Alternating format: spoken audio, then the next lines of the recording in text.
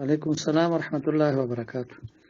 یو ورځ سوال کړی دی چې د لرې په باره کې نو لرې مکروه نه دی، د لرې خوړل جایز دی، او چې کوم څیزونه په حیوان کې مکروه دي، یو په هغې کې کرپوري دي، خصیتین چې ورته وایي، او دویم مثانه ده، او دریم د تشو بولو ځای او د لویو بولو ځای دا دي، او بل تریخی چې ورته وایي هغه دی، او بل یو پیپ دی چې د دې مثانې نه راغلی، هغې ته غدود ویلی کېږي په عربۍ کې، او غدم ورته وایي، نو د هغې خوړل دا مکروه دی.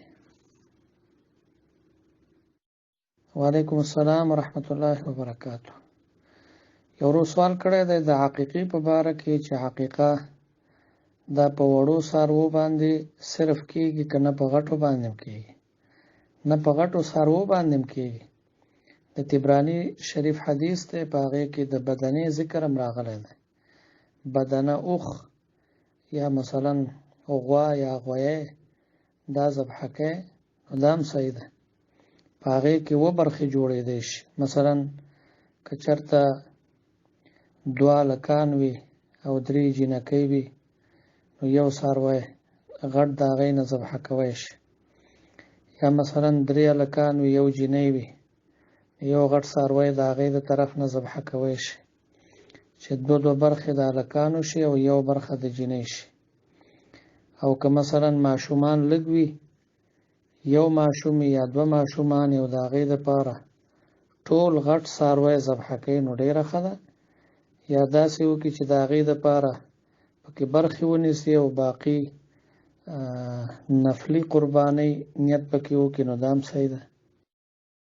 السلام ورحمت الله وبرکاتہ. یو ورځ سوال کړی دی کمیس نه بغیر مونځ کېږي، چې مثلا لاندې بنین یې اچولی، کمیس نه بغیر په دغه بنین کې مونځ کول دا مکروه دی.